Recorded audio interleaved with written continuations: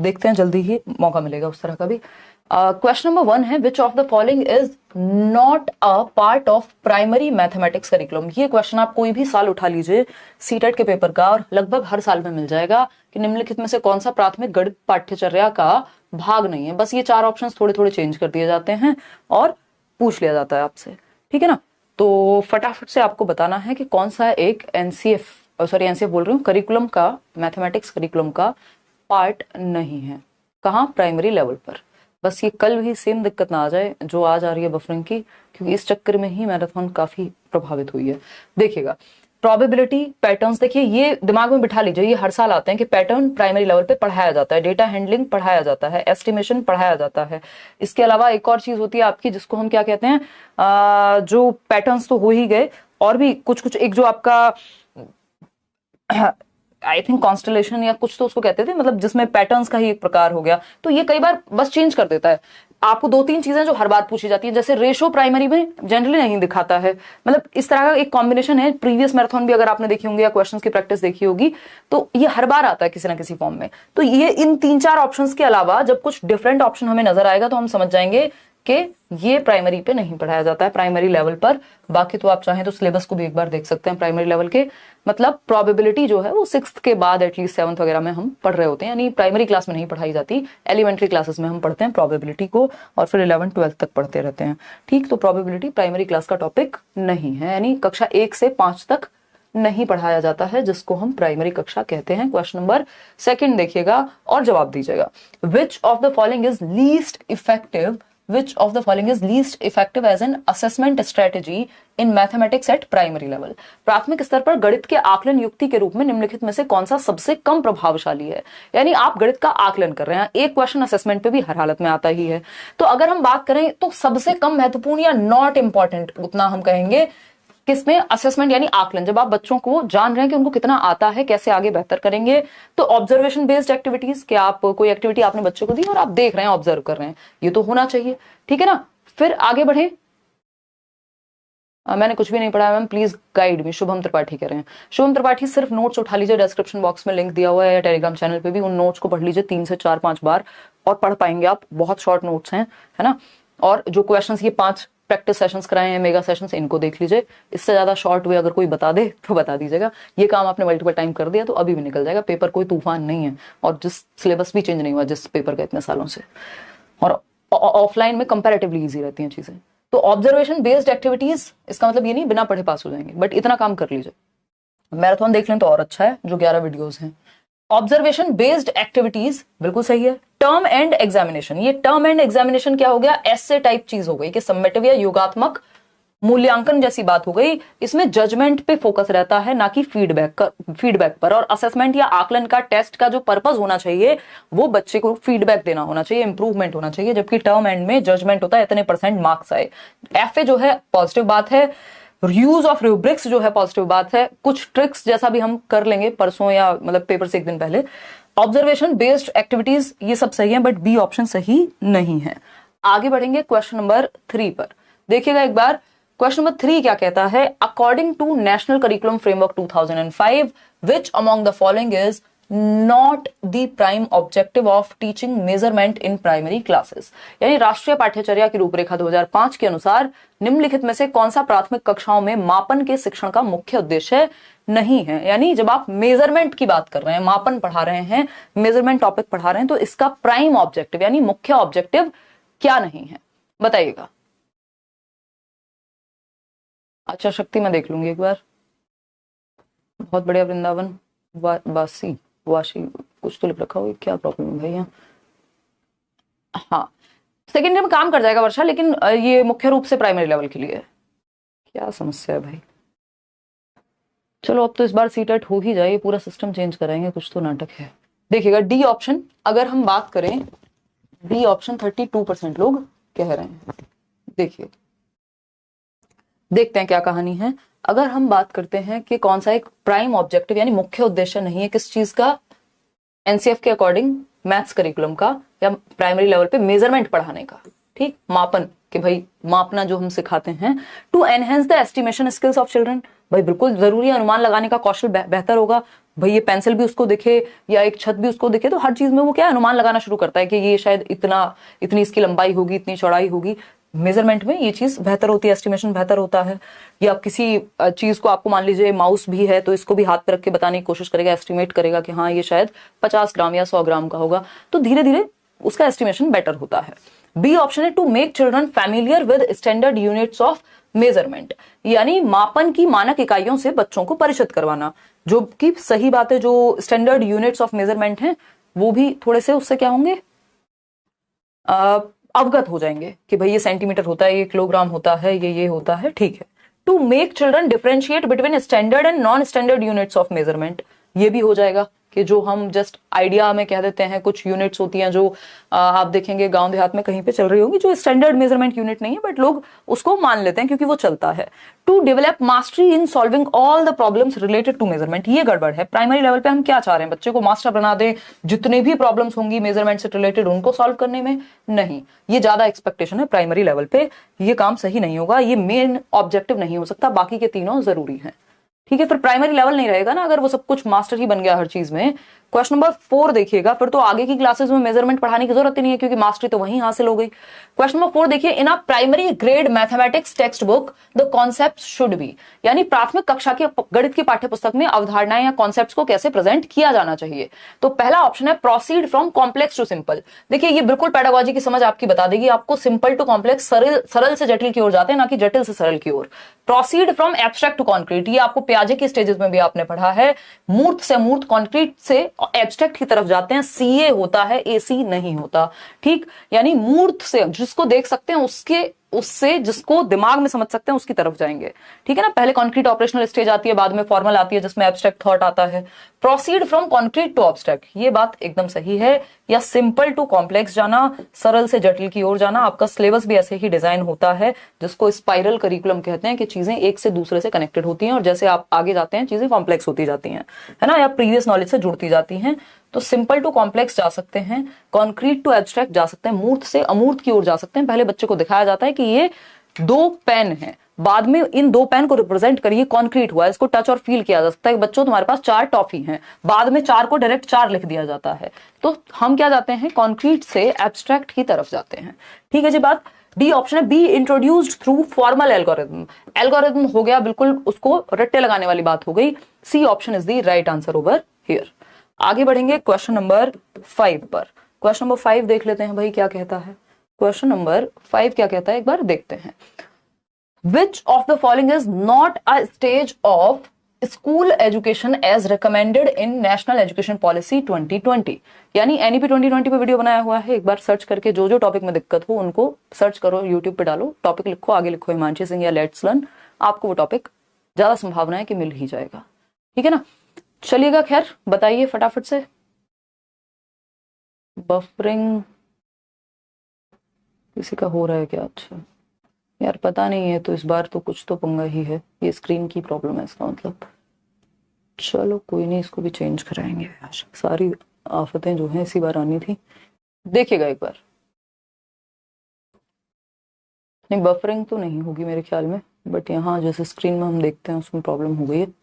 1 minute रुकेगा, चलिए जवाब दीजिएगा। बहुत ही बढ़िया। देखिए 5th क्वेश्चन आपका, which of the following is not a stage of school education as recommended in national education policy 2020? यानी निम्नलिखित में से कौन सा स्कूली शिक्षा का एक स्तर नहीं है। यानी स्कूली शिक्षा का स्तर बदला है, पहले 10+2+3 होता था स्ट्रक्चर, और अगर सिर्फ स्कूल एजुकेशन की बात करें तो 10+2 होता था, 1 से 10वीं और 11वीं 12वीं, ये प्रीवियस स्ट्रक्चर था जब तक नेशनल एजुकेशन पॉलिसी 2020 नहीं आई थी। अभी क्या है लेटेस्ट, वो है आपका 5+3+3+4, 534 का स्क्वायर, ये हमें पता है ना, 534 में 3 का स्क्वायर, ये हमें पता है। अब इसमें भी FPMS से याद रखना है, फाउंडेशनल पीरियड है 5 साल का, प्रेपरेटरी पीरियड है 3 साल का, मिडिल स्टेज है 3 साल की और सेकेंडरी स्टेज है 4 साल की। ये है आपका नेशनल एजुकेशन की पॉलिसी के अनुसार जो आपका पैटर्न है एजुकेशन का आज के समय में। बात सही है या नहीं है? बिल्कुल सही होनी चाहिए। अब क्या सही उत्तर होगा? फाउंडेशनल स्टेज होती है बुनियादी चरण 5 साल का, प्रेपरेटरी स्टेज होती है 3 साल की, मिडिल स्टेज होती है 3 साल की, लेकिन प्राइमरी स्टेज जैसा कुछ नहीं है, है ना। प्राइमरी स्टेज जैसा कुछ नहीं है, इसमें भी आप लोग गलती कर रहे हैं, इतने प्यारे प्यारे सवाल में भी गलती करेंगे तो कैसे चलेगा सरकार, है।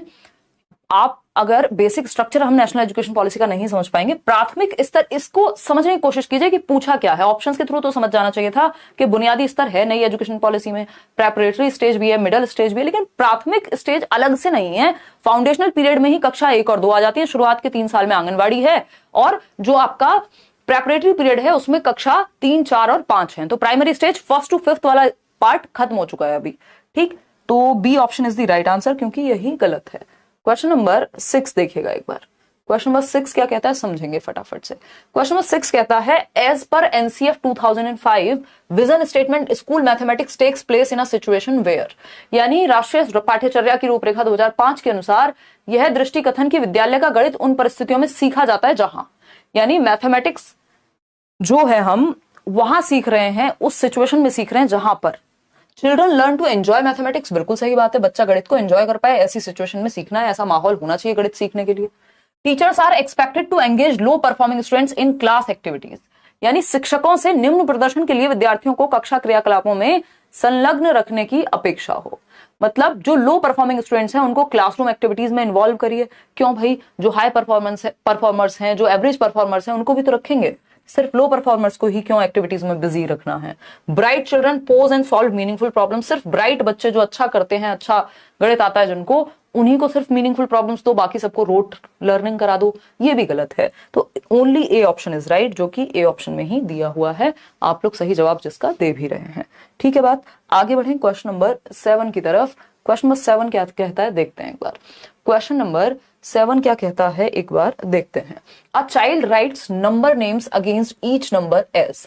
नंबर नेम हमें पता है भाई, 1 को 1 लिख रहा है बच्चा, 1 को हिंदी में होगा तो 1 लिख रहा होगा, ठीक है ना। 2 को TWO2 लिखने की जगह उसने सिर्फ 2 ही लिख दिया, क्योंकि उसका ध्यान साउंड पे है और उस साउंड से वो रिकॉग्नाइज नहीं कर पा रहा कि इसकी स्पेलिंग TWO2 होगी, ये भी वाला 2 उसने लिख दिया, ठीक है जी। फिर 3, चलो 3 को तो 3 सही लिख दिया। 4 को उसने 4 लिखने की बजाय 4 लिख दिया। 5 को 5 ही लिखा है। अब इसका मतलब क्या है, बच्चों को सुन के साउंड के आधार पे सही स्पेलिंग लिखने में समस्या हुई है, ठीक। तो इसका सही उत्तर क्या होगा, which of the following is correct for the given context. इस कॉन्टेक्स्ट में कौन सी एक बात सही है। The child is unable to understand symbolic representation of numbers. बच्चा संख्याओं के प्रतीकात्मक सांकेतिक निरूपण को समझने में असमर्थ है। ऐसा कहना एकदम बेवकूफी हो जाएगी। क्यों हो जाएगी, क्योंकि अगर बच्चे का ऐसा होता कि वो सिंबॉलिक रिप्रेजेंटेशन नहीं समझ रहा, 4 के सामने उसने लिखा तो 4 ही है ना, ऐसा थोड़ी कि 3 लिख दिया है, तो इसका मतलब समझ तो वो रहा है, ठीक। तो ये भी गलत हो गया। The child is using homophones incorrectly, ये बात एकदम सही है। होमोफोन हमने इंग्लिश और हिंदी पेडागोजी में भी हम पढ़ते हैं, होमोफोन स्पेशली इंग्लिश में पढ़ते हैं। होमोफोन, फोन का मतलब है साउंड, यानी जो साउंड है ना, जो सिमिलर साउंड होती है उसको समझने में उसको दिक्कत है, क्योंकि 4 और 4 की जो साउंड है वो कुछ हद तक क्या है, सिमिलैरिटी है उसमें, ठीक। या फिर अगर हम बात करें किसकी, 2 और TWO2 की जो साउंड है वो होमोफोन्स है, मतलब साउंड एक जैसे ही करते हैं लगभग, तो इसलिए उसको दिक्कत हो रही है ये बात समझने में। The child has made logical errors, इसमें लॉजिकल एरर जैसा कुछ नहीं है, लिंग्विस्टिक एरर है। The child doesn't understand the concept of numbers as having a numeric value and a numeral. ये तो सब बेकार की बातें हो गई। B option is the right answer over here. आगे बढ़ेंगे क्वेश्चन नंबर 8 की तरफ। क्या कहता है ये, विच of the following is least appropriate about the nature of mathematics, यानी गणित की प्रकृति के बारे में कौन सी बात सबसे कम सही है। नेचर ऑफ मैथमेटिक्स एक टॉपिक है, आपके नोट्स में भी गिवन है ना। लीस्ट एप्रोप्रिएट यानी निम्नलिखित में से कौन सा गणित की प्रकृति के संबंध में सबसे कम उपयुक्त है। वो नोट्स जरूर पढ़ लीजिए, जो भी नए लोग हैं, फ्री नोट्स हैं, वो कुछ बेचा नहीं जा रहा है आपको। अगर ठीक से पढ़ लेंगे सीटेट निकल जाएगा, नेक्स्ट बैचेस में एनरोल होंगे, मस्त पढ़ाई करेंगे, आगे के पेपर की तैयारी हो जाएगी, समय व्यर्थ नहीं होगा आपका कि आप सीटेट में अटके रह जाएंगे, ठीक है ना। इसलिए वो एकदम फ्री नोट्स हैं। बताइए एक बार, रिप्लाई क्यों नहीं देते हो, अमीशा कह रही है। अमीशा सबका रिप्लाई कैसे दे सकती हूँ यार, है बताइए एक बार। पेपर 2 वाले पढ़ सकते हैं, बट ये बेसिक कॉन्सेप्ट्स हैं जो पेपर 1 में भी आएंगे और पेपर 2 में भी कुछ एस्पेक्ट्स हैं ही, मतलब सिमिलर कॉन्सेप्ट है। अगर सिलेबस देखा जाए तो कुछ चीजों में अंतर पाया जाएगा, बट ये बेसिक है। अब असेसमेंट का क्वेश्चन सब जगह आएगा, है ना। ये नेचर ऑफ मैथमेटिक्स सब जगह पे आया जा सकता है, मुख्य रूप से प्राइमरी के लिए। सी ऑप्शन 52% लोग कह रहे हैं। यानी mathematics is inclusive. Least important पूछा है। Mathematical concepts are hierarchical in nature. हाँ, क्या होते हैं, पदानुक्रमिक होते हैं, एक कॉन्सेप्ट से दूसरा कॉन्सेप्ट कॉम्प्लेक्स होता जाएगा, और अगर पीछे वाला नहीं आता तो आगे वाले को समझने में दिक्कत होगी। Mathematics can be understood as a study of patterns. चलिए मान लेंगे पैटर्न्स की स्टडी है। Mathematics is inclusive in nature as it always include social subjectivities. यही गलत हो गया, क्योंकि मैथमेटिक्स एक ऐसा सब्जेक्ट है जहां पे ऑब्जेक्टिविटी बहुत है, वस्तुनिष्ठता बहुत है, लॉजिक बहुत है। ये नहीं है कि समाज में कुछ चल रहा है, आजकल माहौल ये चल रहा है तो मैथमेटिक्स का आंसर कुछ और हो जाएगा, है ना। वो साइकोलॉजी में चीजें, इस तरह के कॉन्सेप्ट हो सकते हैं, वो और सब्जेक्ट्स में हो सकते हैं, बट मैथ्स में जो है, जो सामाजिक व्यक्तिनिष्ठता है, मेरे और आपके विचार से चीजें नहीं बदलती हैं। यहाँ पे जो है वो है 2 + 2 4 ही होता है, तो इसमें ऑब्जेक्टिविटी ज्यादा है। ठीक है जी, तो चलें आगे बढ़े। Logical reasoning plays important role, ये बात तो सही है। तो गलत क्या है, सी ऑप्शन। जो गलत है वही सही है, क्योंकि पूछा ही गलत था। आगे बढ़ेंगे क्वेश्चन नंबर 9 की तरफ। क्या कहता है क्वेश्चन नंबर 9? ये कहता है while introducing fractions in a primary class, यानी भिन्नों का परिचय दिया जा रहा था कहां, प्राथमिक कक्षा में। An effective teaching strategy would be to start with. एक प्रभावी शिक्षण की योजना या तरीका कौन सा होगा जिससे शुरू किया जाए प्राइमरी लेवल पे फ्रैक्शन को, भिन्न को समझाना। भिन्न समझते हो ना, पढ़ते थे, देखिएगा।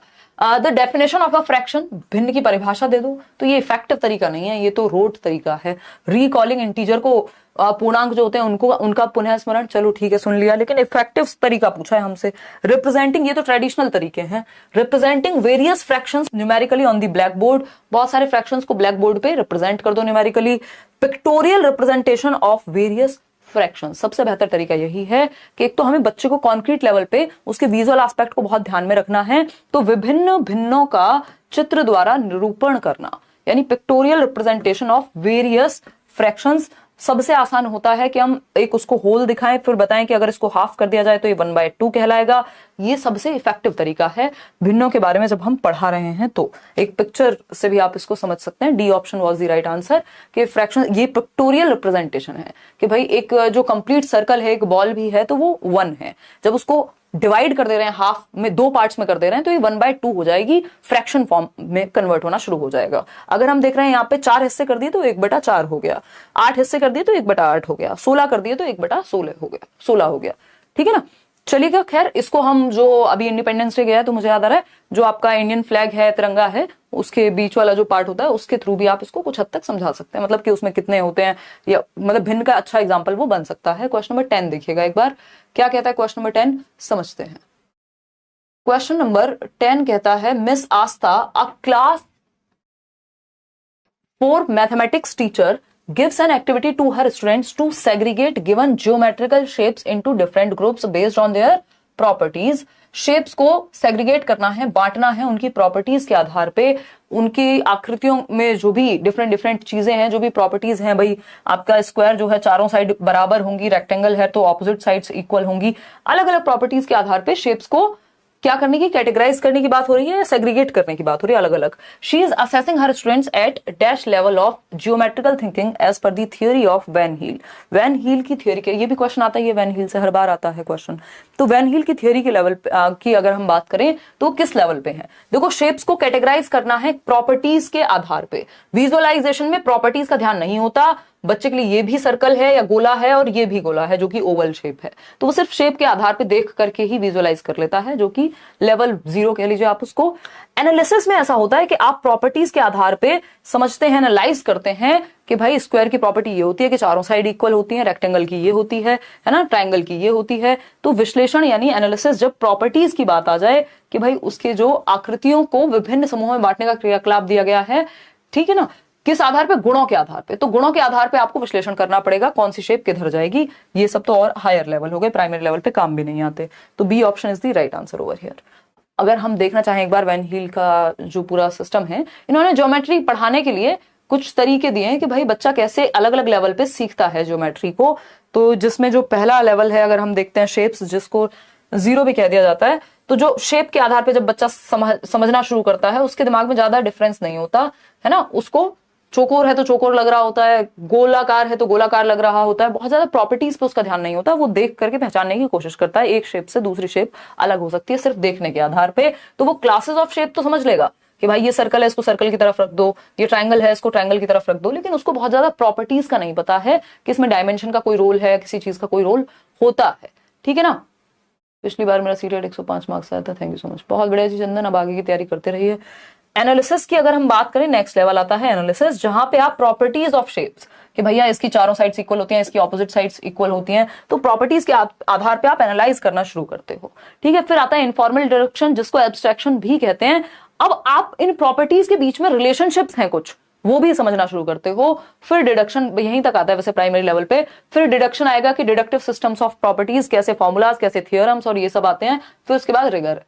तो ये शुरुआत के जो 3 लेवल्स हैं आपके, स्पेशली यहां तक के विजुअलाइजेशन, शेप को देख करके पहचानना, उनकी प्रॉपर्टीज के आधार पर एनालाइज करना, और एब्स्ट्रैक्शन या इनफॉर्मल डिडक्शन जो है कि रिलेशनशिप क्या होता है प्रॉपर्टी में, इसको समझना है। ये शुरुआत के 3 लेवल सबसे ज्यादा महत्वपूर्ण है। ये पीडीएफ में भी आपको मिल जाएगा, है ना, और इसकी जो एक्सप्लेनेशन है वो भी यहाँ गिवन है, आपको पीडीएफ में समझने की काम आएगी। क्वेश्चन नंबर 11 देखिएगा एक बार और समझिएगा कि सही जवाब क्या होना चाहिए। Which of the following statements is true for Hindu Arabic या Indo Arabic system of numeration भी कहते हैं इसको। निम्नलिखित में से कौन सा कथन गणित की या गणन की हिंदू अरबी प्रणाली के बारे में सही है? गणन की हिंदू अरबी प्रणाली के बारे में सही है, यानी न्यूमरेशन का जो सिस्टम है हिंदू अरेबिक या इंडो अरेबिक जिसको हम कह देते हैं, उसके बारे में कौन सी एक बात सही है? गलत नहीं पूछा, सही पूछा। अगर गलत पूछा होता तो डिफरेंट आंसर हो जाता आपका। ठीक है ना। कमेंट देखने के लिए दिल से धन्यवाद, चंदन कह रहे हैं। अच्छा धन्यवाद जी, बस नजर चली जाती है तो पढ़ लेती हूँ। 10 दिन से वायरल फीवर था, कुछ पढ़ी नहीं हूँ, पढ़ नहीं पा रही हूँ, क्या करूँ? इन 4 दिनों में सीटेट निकल जाएगा। कोई बात नहीं सपना, उससे पहले तो पढ़ा होगा ना। वो जो नोट्स का मैंने बताया आपको और जो मैराथन है उतना देख लोगे मल्टीपल टाइम्स। कॉन्फिडेंस लूज करने से कुछ होगा नहीं। मुझे भी फीवर था आज, इस महीने थोड़ा ऐसी ही चली हैं चीजें डिस्टर्ब हुई हैं। जैसा हम प्लान करते हैं हमेशा वैसा नहीं होता, बट जितना भी समय है जो भी आप बेस्ट कर सकते हो वो करना चाहिए। ठीक है ना। चलिए एक बार 40% लोग कह रहे हैं डी ऑप्शन। डी ऑप्शन का मतलब है ए और बी। चलिए देखते हैं। Hindu Arabic system of numeration, it is based on the concept of place value. ये बेसिक बातें जो ध्यान रखनी है, ये भी क्वेश्चन रिपीट होता है। स्थानीय मान की अवधारणा आधारित है, मतलब ये प्लेस वैल्यू के सिस्टम पे आधारित है। बात एकदम सही है। डेसिमल्स का ध्यान रखा जाएगा। जो 10 अंक हैं 0 to 9 तक, है ना, उनके आधार पे पूरा जो है न्यूमरल सिस्टम ये बना हुआ है Hindu Arabic. All numbers can be represented using a finite set of digits from 0 to 9। यही बात बिल्कुल सही है, दोनों बातें, है ना। प्लेस वैल्यू का कॉन्सेप्ट यहाँ ध्यान रखा जाएगा। ये हायरोग्लाइफिक सिस्टम पे बेस्ड है, चित्रलिपि पे नहीं, ये नंबर्स पे बेस्ड है, चित्रलिपि पे नहीं, तो ये कहना गलत हो गया। The order of digits in a number is independent of whether the digits are written from right to left और लेफ्ट टू राइट। ऐसा होगा तो 0-9, ये कह रहे हैं कि 0-9 लिख दो, चाहे 9-0 लिख दो, लेफ्ट टू राइट लिखो, चाहे राइट टू लेफ्ट लिखो, कुछ बदलेगा ही नहीं। तो ऐसा तो नहीं होगा, ये तो गड़बड़ हो जाएगी। तो क्या हो गया? गलत हो गई ये बात भी। तो ए और बी ही सही है। इस तरह से देखें तो ए और बी कहाँ है? डी में सही है। इसका मतलब आप लोग सही जवाब दे रहे थे। चलिए ताली बजा दीजिए अपने लिए। क्वेश्चन नंबर 12 देख लीजिए अब इस बात पे। ये क्या कहता है क्वेश्चन नंबर 12? समझिएगा फटाफट से। क्वेश्चन नंबर 12 देखिएगा और समझिएगा। हाँ,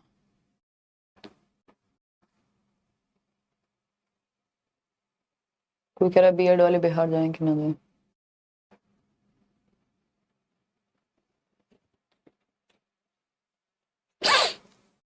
देखिएगा बहुत ज्यादा ब्लर हो रहा है क्वेश्चन यार। ये मुझे लगता है अब क्या ही करें।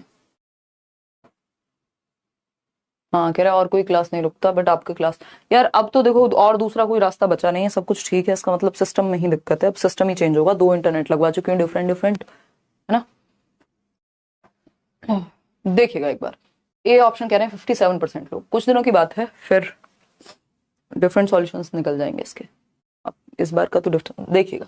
क्वेश्चन नंबर 12 की अगर हम बात करें, according to NCF 2005 which of the following statements is और are true about mathematics learning among primary grade learners. यानी राष्ट्रीय पाठ्यचर्या की रूपरेखा 2005 के अनुसार प्राथमिक स्तर के शिक्षार्थियों में गणित के अधिगम के संदर्भ में कौन सी बात सही है? Children learn more when the teacher explains the concept and child reproduces it. ये रोट मेमोराइजेशन, रटने की तरफ ले जा रहा है। एक बिल्कुल आपका क्या कहें, एकदम एक ऐसा फंडा है जो हम हमेशा लगाते हैं पेडागोजी में कि बच्चे को एक्टिव रखना है ना। और यहाँ बच्चा एक्टिव नहीं है। रिप्रोड्यूस करने का मतलब हो गया बच्चा तो जो उसने याद किया, जो उसके दिमाग में गया, उसी को उगल रहा है। मतलब पुनर्उत्पादन कर रहा है बच्चा, मशीन थोड़ी है, फोन थोड़ी है जो फीड किया वही बता दिया निकाल करके नंबर। तो ये तो रटवाने वाली बात होगी, बच्चा एक्टिव नहीं है।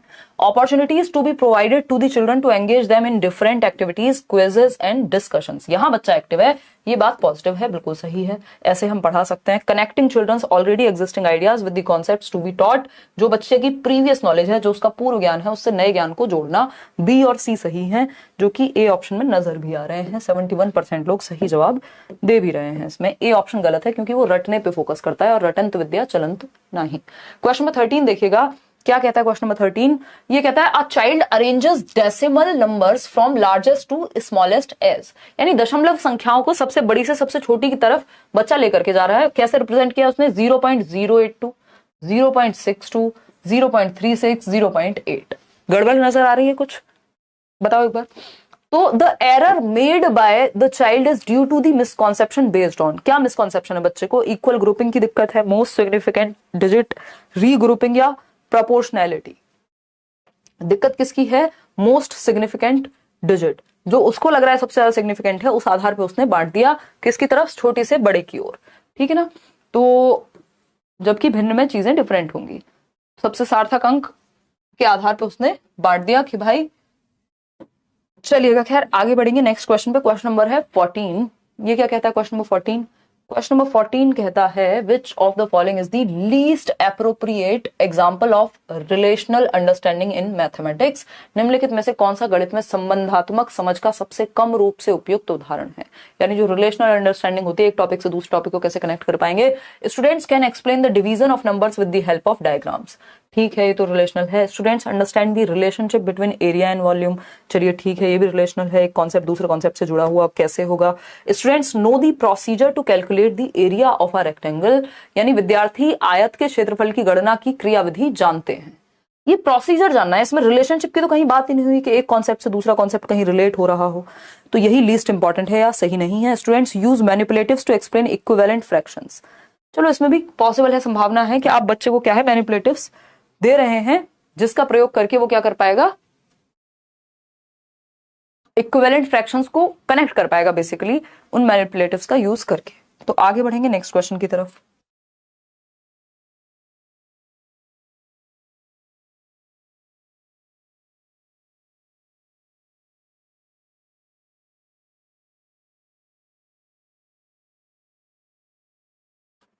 देखिएगा क्वेश्चन नंबर 15। क्वेश्चन नंबर 15 क्या कहता है?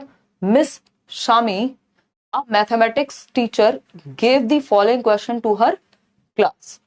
यानी मिस शामी है, शम्मी है और एक मैथमेटिक्स टीचर है। Give the following question to her class, एक क्वेश्चन दिया अपनी क्लास को। Find the dimensions of all the rectangles whose area is 36 square units given that the dimensions of the rectangles are whole numbers by giving this task the teacher was trying to. यानी शम्मी एक गणित की शिक्षिका ने निम्नलिखित प्रश्न अपनी कक्षा को दिया। यदि आयतों की लंबाई चौड़ाई पूर्णांक है तो उन सभी आयतों की लंबाई चौड़ाई ज्ञात कीजिए जिनका क्षेत्रफल 36 वर्ग यूनिट है ना। मतलब क्या कहा है? 36 स्क्वायर यूनिट्स है। और डायमेंशन के बारे में एक और बात उन्होंने बताई हुई है कि the dimensions of the rectangles are whole numbers. क्या है? होल नंबर्स हैं, मतलब होल नंबर हैं, ये भी बता दिया। तो connect together the concepts of array type multiplication, area of rectangles and commutative property of multiplication. Help students to recall multiplication table. क्या सिर्फ टेबल की बात हुई है? नहीं, यहां उनको कनेक्ट करने पड़ेंगे कई सारे कॉन्सेप्ट्स और बच्चे कनेक्ट कर पाए, इसीलिए ये क्वेश्चन पूछा गया है। ठीक है ना, इसीलिए ये क्वेश्चन पूछा गया है। ठीक है आदित्य सिंह चौहान, बहुत बढ़िया बात है, आपका पेपर क्लियर हुआ है ना। दोनों को कनेक्ट कर पाए, ये जितने भी 3 टॉपिक्स हैं इनको आपस में कनेक्ट कर पाए।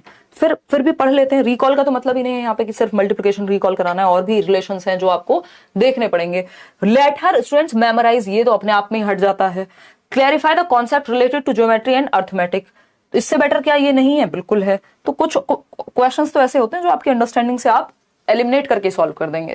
क्वेश्चन नंबर 16 देखिएगा, ये क्या कहता है? क्वेश्चन नंबर 16 ये कहता है Faiza says that 1/8 is a greater fraction than 1/2।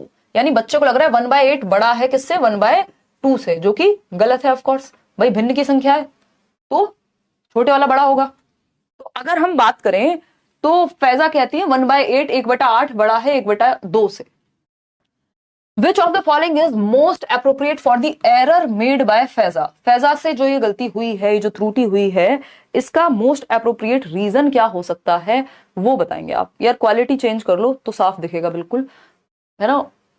Auto की जगह वो कर लो 1080p। प्रोसीजरल एरर है, प्रोसीजर में तो एरर नहीं दिख रहा, प्रोसीजर में गड़बड़ थोड़ी है, कोई प्रोसीजर का काम भी नहीं था। केयरलेस एरर है, बच्चा केयरलेस एरर नहीं करेगा। लैंग्वेज का भी एरर नहीं है, ये कॉन्सेप्चुअल एरर है, उसके भिन्न के या फ्रैक्शन के कॉन्सेप्ट को समझने में अवधारणात्मक त्रुटि है कि उसको नहीं उस चीज को समझ में आ पाया कि अगर फ्रैक्शन की बात करें तो 1/2 बड़ा होगा। ये कॉन्सेप्ट की क्लैरिटी में कमी है, कॉन्सेप्ट क्लियर नहीं है बच्चे का। तो B option is the right answer. आगे बढ़ेंगे क्वेश्चन नंबर 17 पर। क्वेश्चन नंबर 17 क्या कहता है, according to NCF 2005 the mathematics curriculum should be, यानी गणित की जो पाठ्यचर्या है वो कैसी होनी चाहिए एनसीएफ के अनुसार। बच्चों को एक्टिव रखना है। कोहेरेंट एंड स्टैटिक, देखिए स्टैटिक नहीं होगी किसी भी सब्जेक्ट की पाठ्यचर्या के, स्थैतिक है, मतलब कोई चेंज ही नहीं आता उसमें कभी। भाई एटलीस्ट अगर हिस्ट्री भी है तो उसको भी हम क्या करेंगे, डिफरेंट एग्जांपल्स, डिफरेंट तरीके, चेंजेस तो सभी सब्जेक्ट्स में आते हैं समय के साथ, ठीक है ना। मैम सीडीपी का 20 तारीख से पहले ले लीजिए, पूरे इंडिया से रिक्वेस्ट है सीडीपी का, सीडीपी क्वीन। तालिब टेंशन ना लो, कल ही है मैराथन सेशन आपका, कुछ भी करके कल सेशन ले लेंगे, तबीयत अच्छी हो बुरी हो, इंटरनेट खराब हो सही हो, है ना। कल सेशन आपका सीडीपी मैराथन, एक ही मैराथन होगी इस बार, वो सीडीपी की रखेंगे। उसके बाद आपका पेपर कैसे अटेम्प्ट करना है जो हर साल बताया जाता है, जिससे कई नंबर आपके बच सकें। और दूसरा एक आपका ट्रिक्स कह लीजिए या एक कीवर्ड का सेशन होगा, ये 2 सेशन उसके बाद रहेंगे। उसके अलावा आपको सारी प्रीवियस मैराथन और नोट्स को ही रेफर करना है, बाकी मैराथन इस साल नहीं हो रही है, ठीक है। कोहेरेंट एंड स्टैटिक, सुसंगत और स्थैतिक, तो स्टैटिक नहीं होगा, स्टैटिक नहीं हो सकता करिकुलम, उसमें डायनेमिक होना चाहिए, थोड़ा फ्लेक्सिबल होना चाहिए। एम्बिशियस सही है, कोहेरेंट सही है कि कनेक्टेड हो चैप्टर्स एक दूसरे से, अगेन स्टैटिक नहीं होगा, एक्टिविटी ओरिएंटेड सही था। तो इनमें एक एक ऑप्शन तो सही है, लेकिन दूसरा जो पेयर है उसमें एक गड़बड़ है, तो एक ही ऑप्शन सही बचता है, एम्बिशियस एंड कोहेरेंट। यानी एम्बिशियस का मतलब यहाँ क्या है, डिजायर होनी चाहिए कि नेक्स्ट लेवल पे और कॉम्प्लेक्स होती जाएंगी चीजें और इंटरेस्ट भी बढ़ता जाएगा, चैलेंजिंग भी लगेगा थोड़ा सा। और कोहेरेंट यानी कॉन्सेप्ट्स एक दूसरे से स्पाइरली जुड़े हुए होंगे, है ना, कनेक्टेड होंगे। तो D option is the right answer.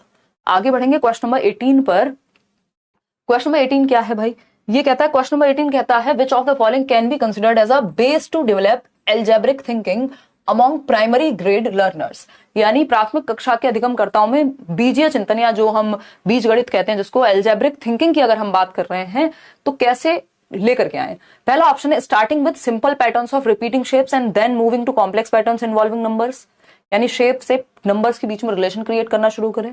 Using graphical method to introduce algebraic equations, या फिर introducing algebraic identities to solve the problems, emphasising the use of algebra in daily life. लगाइए तुक्के, देखिएगा एक बार।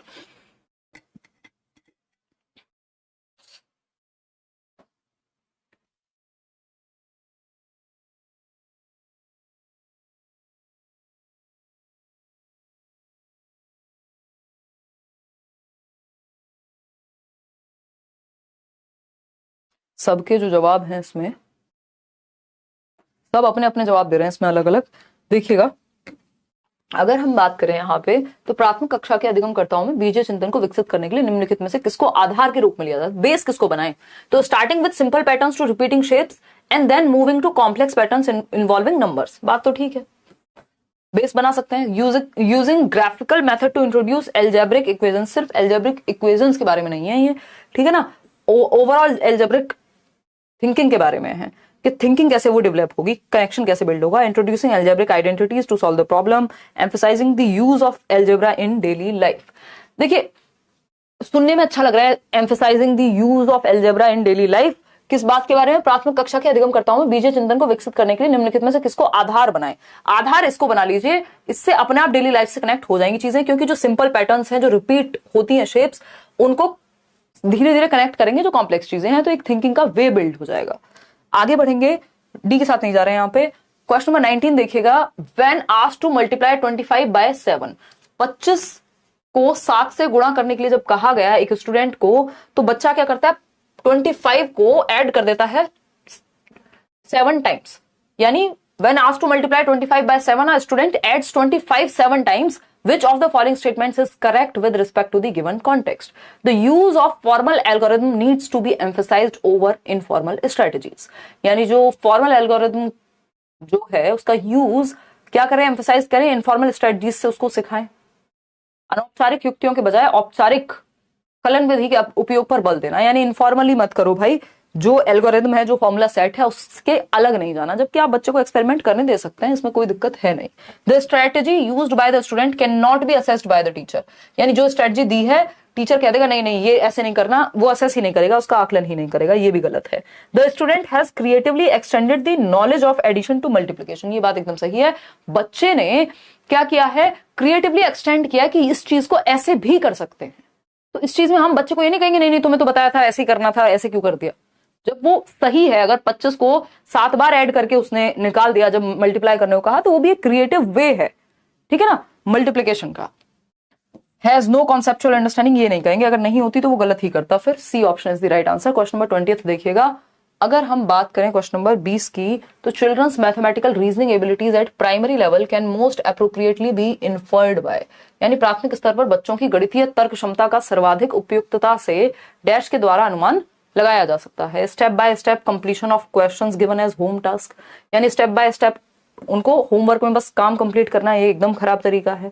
Achievement in regular MCQ based test, बच्चा active नहीं है इन दोनों ऑप्शन में। एनालाइजिंग देयर एरर्स, हाँ पॉजिटिव है। मेमोराइजिंग ऑफ फॉर्मल एल्गोरिथम, ये एकदम खराब है।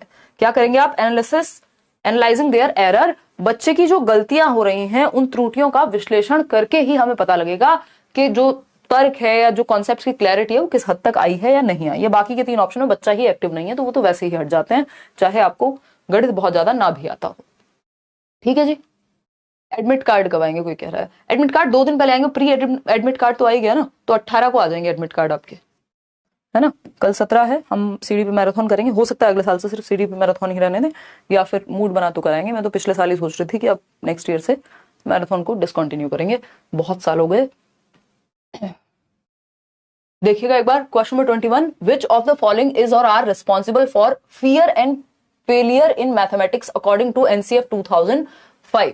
यानी राष्ट्रीय पाठ्यचर्या की रूपरेखा 2005 के अनुसार निम्नलिखित में से कौन सा गणित में भय और असफलता के लिए उत्तरदायी है। यानी बच्चों में मैथमेटिक्स के प्रति क्या है, फियर होता है, ये बात बिल्कुल सही है।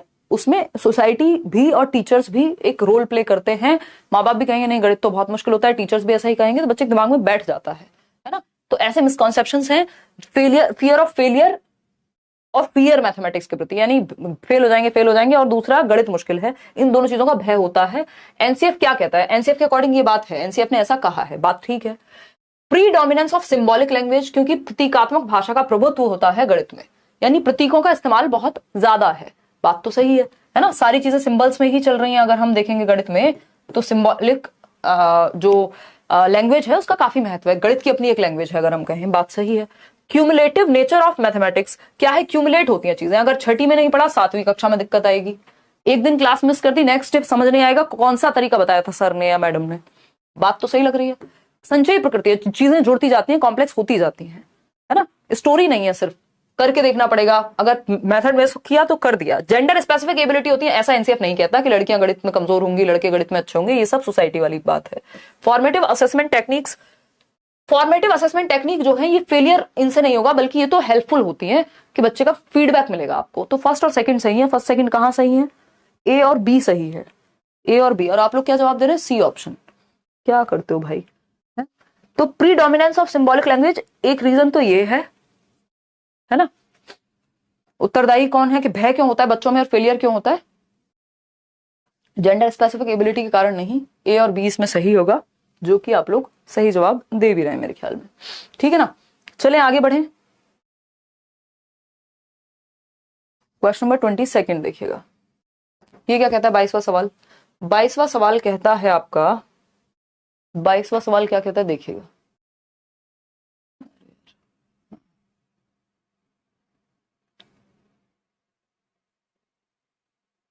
बहुत बढ़िया, आदित्य कह रहे हैं कि 3 बार क्लियर कर चुके हैं आपने, जो भी करा है अभी तक इनफ है सीटेट। हाँ क्रैक तो यार आराम से कर जाओगे।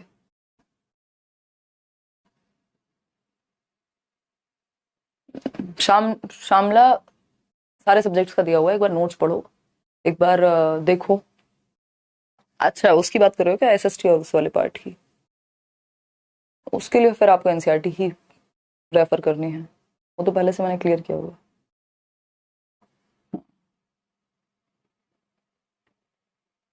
भूमिका कुछ दिन की छुट्टी की थी मैंने एप्लीकेशन पे, एक आध दिन में कंटिन्यू कर दूंगी मैं क्लास, डोंट वरी। सीटेट का सिलेबस तो खत्म हो ही गया था, बाकी क्लासेस आपकी कंटिन्यू हो जाएंगी। देखिएगा बी ऑप्शन 40% लोग कह रहे हैं।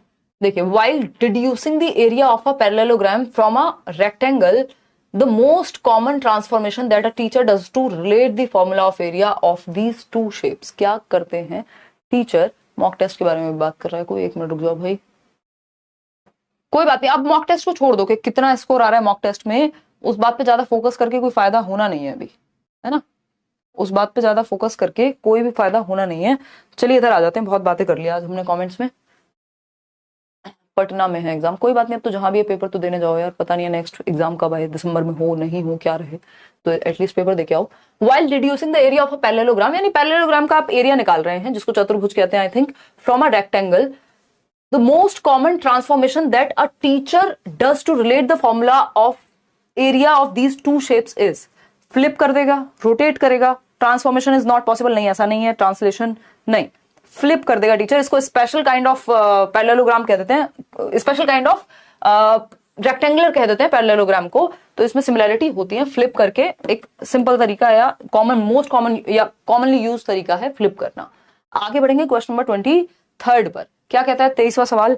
ये कहता है which of the following statements is true for teaching of data handling in primary classes, यानी निम्नलिखित कथनों में से कौन सा प्राथमिक कक्षाओं में आंकड़ों का प्रबंधन के शिक्षण के संबंध में सही है। यानी आप आंकड़ों को का प्रबंधन यानी डेटा हैंडलिंग सिखा रहे हैं, इतनी चीजें थी, उसको बच्चा अपना एक लिस्ट बना लेगा, है ना? बेसिक डेटा हैंडलिंग कैसे सिखाएंगे, उसके लिए सही तरीका कौन सा है? It should not be introduced as students of primary classes won't be able to understand. नहीं, डेटा हैंडलिंग होता है, आप देखेंगे 5th वगैरह में, तो ये तो गलत हो जाएगा कि नहीं पढ़ाएं। It doesn't relate to mathematical concepts in arithmetic and geometry, ये भी कहना गलत होगा। It can be introduced informally in primary classes as students of primary classes can relate it to their daily life experiences. It demands higher cognitive skills which are not possessed by, मतलब primary बच्चों के लिए primary level पे अगर नहीं होता तो syllabus में ही नहीं होता ना, अगर वो सीख नहीं सकते होते, उनका दिमाग इस लेवल पे नहीं होता, तो हम सिलेबस में ही नहीं देते, तो ये कहना तो गलत होगा। इसका प्राथमिक कक्षाओं में अनौपचारिक रूप से परिचय दिया जा सकता है, क्योंकि प्राथमिक कक्षाओं के विद्यार्थी इसे अपने दैनिक जीवन के अनुभवों से कनेक्ट कर पाएंगे। कैसे कर पाएंगे? एक बेसिक तरीका है, हम बताते हैं कि भाई एक टोकरी है, फलाना है, जहां पे 5 सेब है या 4 पेन है ना, तो बेसिक रिकॉर्ड जो है उसको करना आ जाता है। जो इनफॉर्मल, जो उस बच्चे के जीवन से जुड़ी हुई चीजें हैं, वहां पे आप डेटा हैंडलिंग को इंट्रोड्यूस कर सकते हैं इनफॉर्मली। तो C option is the right answer, क्योंकि वो बच्चा लाइफ से कनेक्ट कर पाएगा उस चीज को। क्वेश्चन नंबर 24 देखिएगा, ये क्या कहता है?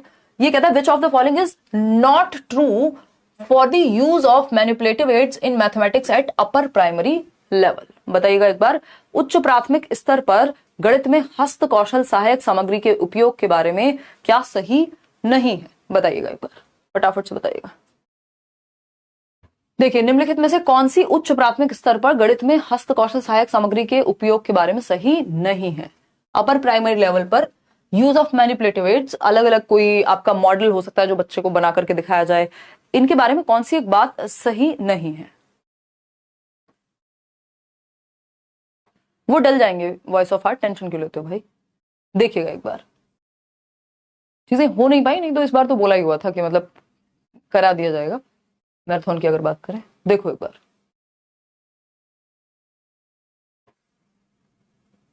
बिल्कुल बिल्कुल दिलीप मिलेंगे एकदम, आप लोग सीटेट क्रैक कीजिए फिर आगे के एग्जाम में भी। B option, they are used to utilise, देखते हैं, they help in understanding complex concepts in mathematics, यानी जो मैनिपुलेटिव एड्स हैं, यानी जो टीचिंग लर्निंग मटेरियल है मैथ्स के, चाहे वो आपके चार्ट्स हो सकते हैं, चाहे वो आपके मॉडल्स हो सकते हैं, या कोई भी इस तरह की सामग्री या डेली लाइफ के कुछ ऑब्जेक्ट्स हो सकते हैं, उनको एड के रूप में यूज किया जाएगा, तो वो कॉम्प्लेक्स कॉन्सेप्ट को समझने में हेल्प करते हैं। They are used to utilise leisure time in a mathematics classroom, ऐसा कहना गलत होगा कि एक्स्ट्रा टाइम को पास करने के लिए, खाली समय बिताने के लिए करना है कुछ काम, अंताक्षरी थोड़ी है ना, तो ये कहना गलत होगा। टीचिंग एड के लिए, टाइम पास के लिए टीचिंग एड यूज नहीं किए जाते। पेडागोजिकल रिसोर्स है, असेसमेंट के लिए कॉन्क्रीट रिप्रेजेंटेशन है, कि जो बच्चा पढ़ रहा है उसको कॉन्क्रीट रूप में जब हम दिखा रहे हैं कि भाई ये एक सिलेंड्रिकल शेप है या कोई भी शेप की अगर बात हो रही है ना, तो आगे बढ़ेंगे। B option is the right answer. Question number 25 देखिएगा, an elastic band of 10 centimetre length is stretched by 5 centimetre. यानी एक इलास्टिक बैंड है जो 10 सेंटीमीटर लंबे लचीले फीते को 5 सेंटीमीटर और खींच दिया जाता है। What is the new length of the elastic band? अब नई लेंथ क्या हो गई भाई, 10 सेंटीमीटर था, 5 और खींच दिया गया, नई लेंथ के लिए क्या करेगा बच्चा, ऐड करेगा, ठीक है ना। हेमलता प्रेजेंट्स दी, रेशो की कहां जरूरत पड़ रही है, यहाँ पे रेशो की कहां जरूरत पड़ रही है, ये थोड़ी पूछा है, न्यू लेंथ पूछी है, ये नहीं पूछा कितने परसेंट से बढ़ा है, ऐसा कुछ नहीं पूछा है। Hemlata presents the above word problem to the students in her class. The underlying concept that she is referring